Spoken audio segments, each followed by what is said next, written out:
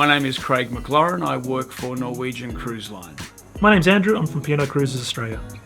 Hi, I'm Sam Langton from Royal Caribbean Cruise Lines. Hi, I'm Tammy. I work for Flight Centre Travel Group. Hi, I'm Mark and I work for Carnival Cruise Line. My favourite cruise memory would be a cruise I did with the family up to Papua New Guinea and my little boy dancing with some of the local dancers. My favourite cruise memory was the first time I went on Royal Caribbean. It was on Ovation of the Seas, and it was the first cruise that I took my kids on, and they absolutely loved it, and it was just an amazing family time together. The most important thing to consider when looking at a cruise is what you want out of that cruise holiday and who you're sailing with, whether you're after relaxing time, seeing beautiful places, getting in touch with foreign cultures, or just family quality time. A cruise holiday is a fantastic option for families because it's a way to reconnect as a family group. With cruising, we have a lot of options a lot of activities that gear towards families as well as couples on their own. But the kids can go into Kids Club, have an amazing holiday experience. Parents can go into their own thing, whether it's relaxing in our Serenity, our adults only area. And then as of evening, they can all come together and reconnect in a lively way, have dinner together, tell their stories and recount their day's experiences. When you're booking a cruise, you've got to consider a number of factors. Obviously, one is budget, what sort of budget you've got to spend.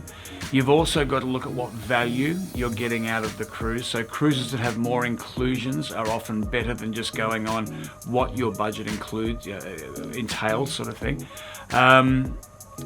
You've also got to consider what sort of cabin type you like. That's really, really important. If you're a little bit claustrophobic, perhaps an inside cabin is not for you. Maybe a balcony or even just an ocean view is what you'd be looking at. There's so many room configurations available for families on board cruise ships. So for a more budget option, you could look at having the 2 adults and 2 kids in one room where you're all sharing. Often there's bunk beds for the kids. Alternatively, if you want a little bit more space, you could look at an interconnecting cabin where you have you in one room and the kids in the other with an interconnecting door. That way there's a little bit more space for everyone. The other great idea is looking at potentially a suite. So there's 2 bedroom suite options where you can actually be all in the same area, have a living room, gives you a bit more space. Even if you're traveling multi-generational, you could look at suites that include up to 8 people. The other tip for rooms with families is if you're going all in one room, definitely suggest a balcony. That way you and your partner or your friend can go sit on the balcony, have a glass of wine while the kids are in bed asleep. Cruising with younger kids is fantastic because there's a lot of kind of options for the kids to be able to do on board. But if you wanted a couple of really good tips that I've found over the years, take a pool noodle with you. And what you do is you put the pool noodle under the sheet, the fitted sheet, and it creates like a little bit of a barrier for the child to be able to stay in. And then what you can then do is when you go to the islands like South Pacific, you can use that pool noodle when you're swimming in the beautiful waters of Isle of Pines. My tip for traveling with teenage kids is to take a walkie-talkie with you as well. Mum and dad can hang onto a walkie-talkie, the children can have one as well, and that way they can always buzz the tower and say, hey mum, where are you, dad? I'm going to meet you at the water slide and we can have a great time. It's a really good tip for traveling with teens. Every destination offers something a little bit different. For mine, probably one of the best places to go from a family perspective would be Hawaii. There is so much there culturally, there is so much there from a scenic point of view, there is so much there that will appeal to anyone within the family, whether it be a child, whether it be an adult, whatever it happens is, age doesn't really matter. Hawaii really does have an amazing array of scenery, activities, culture. It's just a really, really special place. And so for families, I think Hawaii is a really, really good destination. I think my expert tip for cruising with family is to just plan ahead a little bit. Think about the activities that you want to do on shore excursions. So if there's something that you really want to do as a family, book it in and make sure that it's sort of arranged, and then you won't miss out if it's really popular, or if sometimes you even get overwhelmed with other things that you want to do. But I would say that's the pro tip. Get a little bit organised and book in those family times together. One of the great benefits of cruising with NCL is that we have freestyle dining. Freestyle dining means there is no set dining time. So you don't have to eat at a certain time in a certain restaurant at a certain table with a certain waiter and a certain dining companions every night. So this is particularly useful for families because if you have younger children, they often want to eat at an earlier time, say around about 5:30, 6 o'clock, something like that. So you can do that.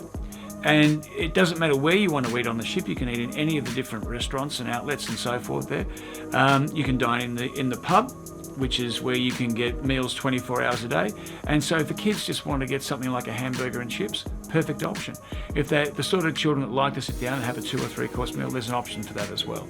So dining options for families are really important selection as well.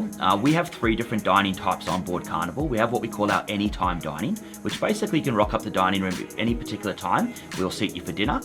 So whether that's 6 in the afternoon or 7:30 later in the evening. However, the best time for families is actually our 5:15 seating. That's our early seating for dinner. That way you can get the kids ready, feed them, and then get them ready for bed, or get them ready for Kids Club later on. Okay, so what is a kids club? Kids club is a great thing on cruise lines that allow parents to have a little bit of parent time. So we've got kids clubs on P&O ranging for kids from 2 to 17 years old, and so they're open at different times throughout the day, and for the younger kids open into the evening. So if the parents are looking to have a night out, you can put the kids in there into the evening. So on Royal Caribbean, we have several different options for Kids Club. So we have nursery and tots, which goes from 6 months. And of course, it's dependent on the cruise that you're doing, the length of the cruise and the ship facilities, because we have lots of different ships in the fleet. But they have nursery, which is from 6 months, and then they have 2 levels of Kids Club, and then we even have a teen area.